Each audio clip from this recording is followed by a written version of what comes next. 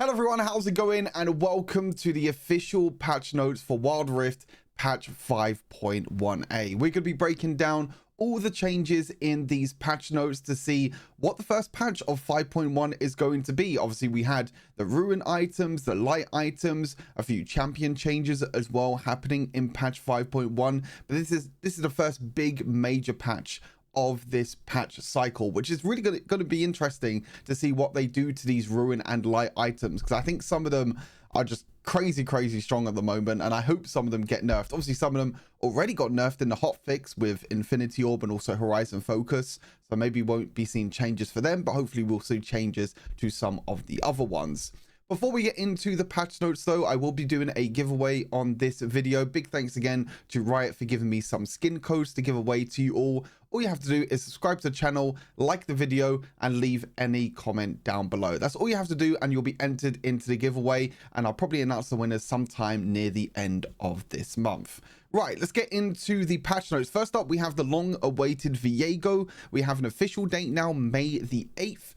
Which a lot of people were surprised that Viego didn't come out before Callista, because Viego was already on the game. But Viego was on the game early because of testing, because if you know from PC League of Legends, there are a bunch of bugs, there are a bunch of problems with Viego. So no surprise really that they released him early for testing. So yeah, May 8th, official release date now. Super excited to give him a try. I think it's going to be a very strong jungler, especially with some of the Ruin items that have been coming into the game. And also we got PvE this patch as well. Two really big things coming, Viego and the new PvE, which is going to be called Siege of the Blessed Isles. It's coming April the 30th. I'm definitely going to be giving this a try. Going to be trying to grind it, see what we can cook up with this PvE. Hopefully there'll be some cool rewards as well with this PvE mode. We'll have to wait and find out.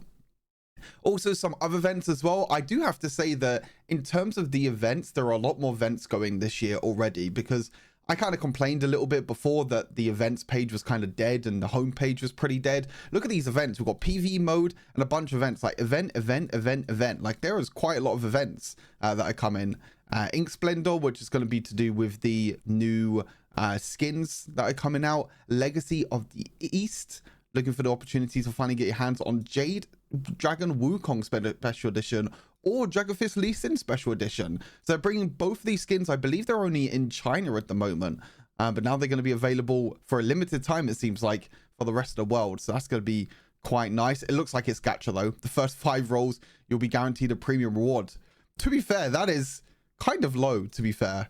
We'll have to see what the drop rates are like, but I mean, gacha in general is pretty, you know, mid. But anyway, that's coming out April 28th. We also got more gifts as well that they'll be given to us, again, happening on April 28th.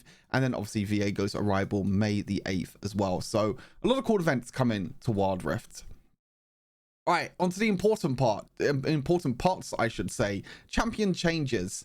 Ashe, the recent item changes have worked well in Ashe's favor. These adjustments will make sure she's in line with other marksmen. I understand why they're doing this, because Terminus is such a strong item at the moment, and Ashe is such a great item holder for Terminus. I don't think she really needed a nerf, to be honest with you. I played a few games with her. She still kind of runs into the same problems where she doesn't deal as much damage as some of these crit AD carries. She's more of a utility-based marksman, which is probably why she works maybe a little bit better sometimes in the likes of solo queue, because you can get picks across the map. Yeah, I didn't really think she needed these nerfs. They are only a little nerfs, you know, 5% nerfs on the attack speed increase on the first ability, and also the arrow barrage damage also going down by 5% at every single rank. So not too much in terms of the nerfs to Ashe. Again, I'm kind of surprised they're nerfing Ashe anyway. Some people are maxing first ability now though, because of the whole on-hit build with Rune Blade, Rune King, Terminus, and all these other items. People are actually starting to max Ashe's first ability first. I mean, they were even doing it before this patch, to be fair, before this big patch with Terminus, but now it's even more so. So maybe that's why they're nerfing this down a little bit. Echo definitely needs some buffs. I mean, not surprised that Echo's receiving buffs. Kind of fallen out a little bit of the meta and just been dominated by other AP assassins and also just other assassins in general, especially in the jungle. Damage to monsters on the passive is going up, which is quite nice. Help his jungle clear a little bit. Damage going up on his first ability by quite a bit, actually. 10 damage, 15 damage. 15 damage and 15 damage. So yeah, oh no, 15 damage at every rank. Sorry, I didn't see the 5 at the end of 30. So 15 damage at every single rank, base damage as well, which is pretty nice. And also 15 damage on the return damage. So basically a 30 damage base damage increase if you hit the first part of the first ability and also the returning part as well. Again, going to help in a lot with wave clear if you want to play mid lane, and also helping with clearing through the jungle as well, which is also going to be really nice. Health regen on Chrono Break as well, also going up, the base value going up by 50 every single rank, so you can get a little bit more HP back from ultimate. Pretty nice changes. I think this will help Echo Jungle a lot. Definitely gonna have to give him a try and see what he's like after these changes. Kindred, yeah, I mean, they needed more nerfs. Kindred definitely needed more nerfs. I mean, they nerfed Kindreds, but the champion needs even more nerfs, like even after the hotfix nerf, because this champion is still dominating right now. Base attack damage going down by 4, attack damage per level going down by 1, so you're losing quite a lot of AD. You're losing about, 15 to 20 AD later on in the game, which is quite big, to be honest. Attack speed going down, 15% decrease on the attack speed, and also less depending on how many marks you have as well with the Dance of Arrows, and also the allies heal and self heal also going down here as well with their ultimates. This change doesn't really mean too much. The big changes are this and this for sure, especially the base attack damage in the early game. I mean, Kindred can pretty much go and just 1v1 anyone at a Scuttle Crab at the moment with how strong they are. Attack damage per level means that they're going to be, not scaling as much, and also the attack speed going down is pretty nice as well. Will this be enough for Kindred? I'm not too sure. I still think just the way that Kindred works and the way their marks work, I think means that this champion will still be relatively strong. We'll have to wait and find out after these changes go into the game. Lilia, again, another champion that's kind of fallen out of the meta. Same with Echo as well. Both of these AP champions have kind of fallen out, so no surprise that Lilia also getting a buff, pretty big buff as well, 1.5%. 1.5% movement speed at every single rank of her first ability. Base damage going up by 5 early levels and 20 late levels as well, and the outer edge damage also going up by 5 early levels and 20 late levels, with also an ability power increase as well. So I mean, hopefully this will be enough for Lilia, because I think Lilia is a very, very fun champion. I think that she works so well in a mobile environment with the whole movement and the way the game works. It's just that she's not very strong at the moment, but maybe with the damage that you get now with the first ability and also the extra movement speed, hopefully this will be enough for Lilia to come back into the meta. Also, second ability also going up, the damage going up by 10 at every single rank, and even the center damage as well going up by 20 at every single rank. So this increase in outer edge true damage and also the center damage, these are two of Lilia's big learning curves. Making sure that you hit your first ability on the outer edge, make sure you walk away from champions so you hit them on the outer edge is very important, and also making sure you hit champions within the center of the second ability means that you can deal more damage in total. So they're buffing the base damage of both of these abilities and also the kind of skillful part of both of these abilities as well. So, and again, very, very interested to see how Lilia performs. I think these buffs are really, really nice for Lilia. I think they'll go really, really well, especially with like Light Rift Maker, for example, which is very, very strong at the moment. Nunu, yeah, again, another champion. The problem with Nunu right now is that Nunu's a champion that likes to create space between the enemy team and also your team. The problem is that there's no point creating a space where you have every single champion that can leap or jump or do anything like that, and Nunu just doesn't really fit into a meta where there's just so many assassins, and it's just very, very difficult to play as a Nunu. So buffing Nunu a little bit again, I guess. I think this is like the 4th or 5th time I've seen Nunu buffed recently. Attack speed on the passive going up, movement speed going up on the passive as well, and then heal going up in terms of the bonus HP. So actually tanking, tank Nunu. They've been buffing a lot with the AP numbers with Nunu recently, but now they're actually trying to buff the tank value of Nunu. So I mean, maybe tank Nunu will try and come back into it, but I highly doubt, to be fair. Like I said, I think Nunu just in general just doesn't really fit the current meta at the moment, unfortunately. Same with Olaf as well. Again, a champion that is pretty good when there's a lot of bruisers and a lot of tanks, because, or also a lot of crowd control, because he can just, stay in fights for a long amount of time. Problem is, there is none of that at the moment. The meta is all just one shot, so there's no point using your ultimate as Olaf, losing all of these resistances, and then boom, you're just done, basically. Like, it's just over. You're just gonna get one shot anyway. Oh yeah, sorry, you gain resistances now, don't you, on your ultimate? Yeah, I forgot. But yeah, armor, magic resist, everything there. Quite nice, means that he gains more tankiness. I'm used to the old Olaf ultimate, which actually reduced his armor and MR whilst also giving him invincibility, but I forgot they changed that to actually give him more armor and MR, which actually that's going to be increased as well in the next patch. So maybe he's going to be a little less one shot. He'll probably still get one shot by every single assassin, let's be honest with you. Shielding on the second ability going up depending on the missing health, and also the passive as well. The passive attack speed that you can get is going up, and also the physical vamp is going up. So this is dependent on how much health you are on. So the lower health you are, the more attack speed and the more physical vamp you get. Samira, this champion's been dominating for quite some time, and I think it's just even stronger now thanks to the Rune Infinity Edge. Base attack damage going down from 64 to 62 is quite nice. Damage in general on the first ability, the base damage going down by 5 at every single rank, and also the attack damage percentage also going down every single rank, and also the ultimate's going down at the level 2 and level 3. The ultimate's going down, and also the attack damage percentage is going down as well. So a lot of big nerfs, I would say, to Samira overall. You know, base attack damage overall in the early game is very important for any sort of AD carry, so that going down means that she's not going to be able to trade as much. Her first ability, she uses for poke a lot during the early game, and also this is the first ability you max. So this going down means that you're not going to be able to poke as much and do as much damage with your first ability, and even the ultimate as well. But I think the thing is like the extra damage that you get from Infinity Edge, the extra crit damage, means that it's very, very it means that she got a lot stronger. So this is kind of trying to balance things out with the Rune Infinity Edge, but also with just Samira in general.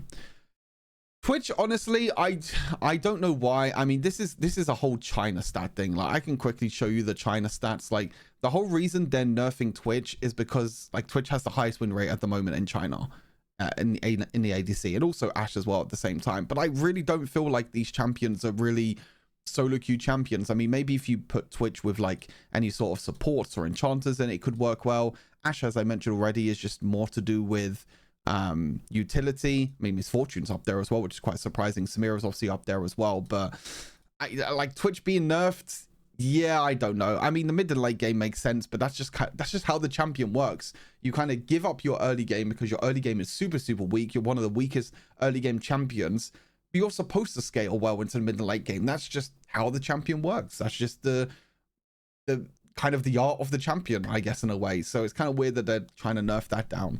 Armor per level, magic resist per level, both going down, not going to be as tanky. Third ability, the base damage is going down, even in the early game as well. I mean, they're not really nerfing late game if they're nerfing the early game damage as well. Same with the damage per stack as well, also going down at every single rank. Also the bonus attack damage going down, and also the ability power going down. Spray and pray as well. Percentage going up. Damage reduction limit 40%. Yeah. These are pretty big nerfs, especially the third ability. This nerf is pretty insane, to be honest with you. Yeah, this is kind of insane. And also just going to reduce his damage ever so slightly as well with his ultimate. But this third ability, the base damage going down in general, the damage per stacks going down in general, like this is what makes Twitch what he is, if that makes sense. But yeah, I have no idea why they're doing this, but hey, it's China after all. I guess it's to do with China stats. I mean, China maybe has some like crazy theory of Twitch just being strong with like enchanters or something. I don't know. I'm not too sure. Yasuo getting buffed is very scary. Very scary, because I think this champion is already very strong, whether you build him as a tank or whether you build him with like the new Rune Blade, Rune King and Infinity Edge and all these items, you go for more carry Yasuo. Either way, both of these kind of styles of Yasuo are very strong at the moment. Base health regen going up. Still Tempest, the first ability, the damage is going up every single rank, and also the last breath, the old damage is also going up with the bonus attack damage. So more to do with the scaling with the ultimate, whereas the first ability is more to do with the base damage.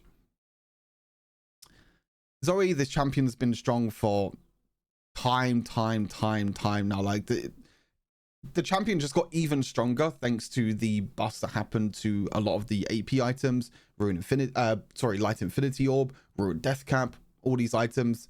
Zoe's just been so strong for so long now. Even before that as well, Zoe was already very strong. So paddle star damage, least possible damage. So this is basically if you're within melee range of a champion. The base damage is going, wow, the base damage is going down by a lot. So look at that, 20 damage going down, base damage going down when you max the first ability. Well, it's just the damage in general. Even like the highest possible damage as well, like the base damage is going down by a lot. So a lot to do with the base damage, less to do with the ability power. So you still have a decent amount of scaling with Zoe with the ability power percentage, but the base damage going down means that her early slash mid game or mid slash early game is going to be much weaker now because of her base stats going down, especially her first ability. CP Trouble Bubble, the damage as well, also going down every single rank. Again, a lot of damage going down in the later parts of the ability. Same with the true damage as well. Also the base damage going down, and then the ultimate cooldown also going up in the early stages. So this is really trying to hit like the Zoe early and mid game in terms of the burst damage. They still want Zoe to be really strong in late game, which is kind of expected, you know, kind of hopeful that Zoe is still going to be very strong if she can get either a lead or if she can get you know, 3 or 4 items. But this is really trying to hurt like early game Zoe and also mid game Zoe as well, especially with the base damage nerfs on pretty much 2 of her main damage abilities at the moment. So yeah, kind of unfortunate for Zoe, but we'll have to see how she fits with this new with these new changes. But I really think these changes are going to hit her really hard. Like her early mid game is going to be a lot weaker. AUM changes, if you want to, you know, read through them, you can do. Now onto gameplay changes. Items, Force of Nature. I actually did my item tier list recently. I can't remember where I actually put Force of Nature. I think I put Force of Nature like B tier, to be fair. I think this item is pretty decent. I think you can go for it as a decent magic resist item. I think Spirit Visage is just a little bit better. But I mean, with these changes, so going down by 100 gold, magic resist going up by 5, and now taking ability damage from an enemy grants 1 stack of steadfast, maximum of 4 stacks, and a maximum stack you gain movement speed. So you can actually get the maximum stacks sooner now, kind of similar to Twin Guard in a way, where they reduce the stacks, which doesn't really affect the stats at all because you're not gaining anything per stack. You're just trying to get stacks to get to this maximum point. So you can get to this maximum point a lot sooner now. So I think this is actually going to be a really strong magic resist item. I keep trying to say magic damage item. Magic resist item. A lot better now. A lot better. Very cheap item as well. 2,750 gold. I think it's about the same price as Warmox now. Obviously the item still gives a lot of health as well, which is quite nice. Onto the interesting, very interesting stuff. Rune item. The health reduction has been more impactful than intended, especially in the early game. We're adjusting it so there's still a valuable pickup, but toning it down just a bit. So Rune Blade of the Rune King. A lot of people just don't buy this as a first item just because of the health in general. And as you can see, the health is going down from 10 to 100 to now 5 to 80. So you're going to get 20 health back. Does this mean a lot? Not really. Will people buy Blade of the Rune King first item? Probably not, just because Terminus is so damn strong at the moment that no one's going to buy Blade of the Rune King as the first item. I mean, you can still buy it as a second item. Some people buy it as either a second or a third item. I don't think people are going to build it as a first item, and they still won't after this patch either. They're doing the same to Infinity Edge as well, but actually they're reducing the critical strikes deal it, like the extra damage that the critical strikes deal, from 225 to 220%. So they really, I mean, this item was just incredible. Like your crits being able to do 225% is just absolutely insane. So I'm not surprised that they're nerfing this to 220%. I don't think this will make a lot of difference, like the 5%. I mean, you lose 220%, but then you gain more HP. I mean, 20 HP is not a lot, but it's something, I guess. But yeah, interesting nerf there to Infinity Edge. They're also doing the same to Death Cap as well. You're not going to get 55%. You're only going to get 50%. So both the big damage items that were incredibly strong last patch, Rune Infinity Edge and also Rune Death Cap, both of these items are getting nerfed. Well, kind of adjusted in a way because their HP totals are going down on what you lose, but the damage is also going down. So it's kind of like a kind of trying to balance things in a way. Either way, I still think Infinity Edge and Death Cap are still both going to be built. I don't think this changes anything at all, to be honest with you. Thornmail maximum health going up by 100, which is quite nice. And also the scaling as well of the bonus health with the Thorns passive also going up by 1%. I think the main reason for this is because a lot of champions are just building Executioner's Calling instead and going towards Mortal Reminder, especially bruisers in the Baron lane. Not a lot of them are going for items like Thornmail or anything like that. They're just going for a more reliable way of dealing grievous wounds, which is Executioner's Calling and more to do with dealing damage to enemy champions. Whereas this is more to do with the enemy champions focusing you. And if they focus you, then they're obviously inflicted with the grievous wound. So that's why this item's not really popular at the moment. Extra 100 HP, extra bit of damage as well with the scaling of the bonus health means that tanks can now build this. I mean, tanks were building this anyway. Like if you think of supports would just build this anyway, like tank support. So that doesn't mean too much, but I think this is more to try and get it maybe in the Baron lane and elsewhere. Terminus has a new passive, not really new, but a new section to the passive, where the upper limit of armor and magic pen rates is now 40% when equipped with Terminus. So this is to do with the magic pen. The armor pen does, I don't know why they have armor pen on here, because you can't build Terminus with Mortal Reminder or Serrated Grudge. But with Terminus, with magic pen, what players were doing was they were building Terminus and then building loads of other AP items. And obviously all the AP items now have magic pen. They don't have this, we don't have Void Staff in the game. You know, they just gave us magic pen. Every single AP items gives magic pen instead. So this was stacking on top of each other. You know, the percent pen from Terminus and also the percent pen from all the other magic items were all stacking on top of each other. And that's why like the likes of Kai'Sa were going Terminus, like Terminus into full AP because of the extra magic pen that you were getting, which is kind of crazy. Like Ghost Blades, this item is just incredibly broken. I mean, they're reducing the armor pen you get from 5 to 10 to 3 to 6, which is kind of a big nerf. I mean, to be honest, two armor pen is not really a lot. I mean, I say big nerf, but I mean, it's just a nerf in damage overall to the momentum stacks. This was the light passive that they added into the game. Giving you an extra 5 to 10 armor pen. That's gone down to 3 to 6. Doesn't mean anything. This item will still be built as a first item on pretty much every single AD assassin and AD bruiser in the jungle. Doesn't make any difference at all. Rune Changes, thank God for this. Finally, they're nerfing first. I don't know why it took them so long to nerf first strike. The true damage is going down by 2%. Thank God for this. I mean, I'm so happy for this change. I've been saying that this needed to be nerfed for so long. Yeah, I mean, I'm probably still gonna get one shot by assassins with first strike, but I'm happy that they deal less true damage now, because this true damage like shit was just so disgusting. Like a Kayn would walk up to you with your third ability, just proc first strike with second ability, use the first ability, and then I'm dead. Like I have no time to react or do anything. I mean, I don't think this will change much, but it's nice to see that they're actually trying to make changes to first strike. And empowerment as well. Since Kraken Slayer has been removed, the sustained damage from marksmen has taken a hit. We're buffing empowered attack to empower marksmen to continue their skirmishes. This doesn't really mean too much. I mean, an extra 2 to 4 damage is okay, I guess. I mean, it's just the extra basic attack true damage you get when a target is vulnerable. This is a big change. This is a huge change. When the target exits the vulnerable state, vulnerability enters a what used to be a 6-second cooldown. Now it's a 4-second cooldown. Now I think empowerment is a very good rune. I think players just need to understand how to play around empowerment, because if you dash in with Lucian, proc the vulnerability on empowerment, and then you try to fight afterwards when it's on cooldown, then of course you're going to lose damage. Of course you're not going to deal with as much damage as Kraken Slayer, but it's all about playing around the cooldowns and playing around the when is the best time to jump in and deal damage to a target, which means if you make that target vulnerable, you're going to deal a lot of extra damage to that target, and I mean a lot of extra damage. Now that extra time that you have to wait is down by 2 seconds, so it means you have more opportunities now to kind of, you know, either dash forward with Lucian or do something with another champion and have that extra damage in your back pocket. So really nice change for empowerment. Like I said, this doesn't mean too much. I mean, extra true damage is always nice. But this is a really big change. Like Starly Scorpion, when Starly Scorpion is attacking, it won't interrupt the Summer's Home Guard trail. Okay, that's a weird, I guess that's like a bug or something, or just I guess a quality of life change.